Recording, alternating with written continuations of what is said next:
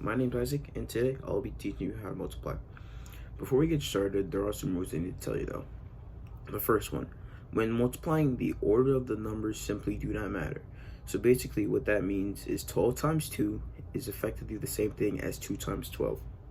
Another important rule is that whenever you multiply a number by 0, the answer will always be 0.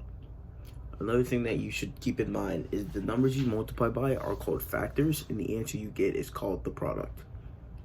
Now, for the first number, number 1. When you multiply anything by 1, it'll be the same thing as your other factor. So basically what that means is 1 times 17 is 17, and 16 times 1 is 16. Now, for 2, a simple thing to do is to just double the number. So basically what I'm saying is if you have 2 times 5, you're just going to want to double 5. When you double 5, you're going to get 10. Easy. Now for 3, it's effectively the same thing as 2, except you just add the other factor one more time. So basically what I mean is if you have 3 times 5, you just double 5 twice, and then you add another 5 on top of it. So you'll get 15. Now for 4, it's also effectively the same thing, except all you have to do is double it twice.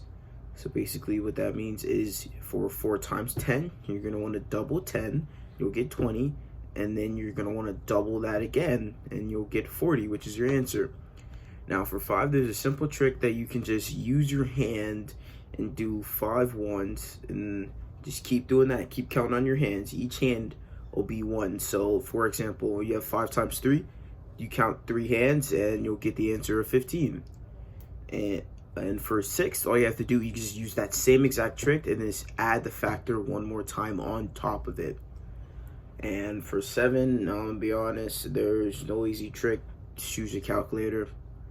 And now for 8, we're gonna go back to our doubling method. So what you're gonna want to do is you're just gonna want to double it 3 times this time. So for 8 times 4, you're gonna want to double 4 twice. You're gonna double 4 one time. You're gonna get 4 times 4, that's 8. Do it again, you're gonna get 16, and then you double 16, and you're gonna get 24, which is your answer. 32, which is your answer. And for 9, we're just gonna want to add 10, add a 0 to whatever the number was, and then you're gonna subtract it by whatever the number is. So basically what that means is if you have 9 times 10, you're just gonna want to add a 0 to the 10, which is 100, and then you're gonna subtract by 9, and you'll get the answer, which is 93 or 91. Sorry. And for 10, all you want to do is just add a 0, and that's it.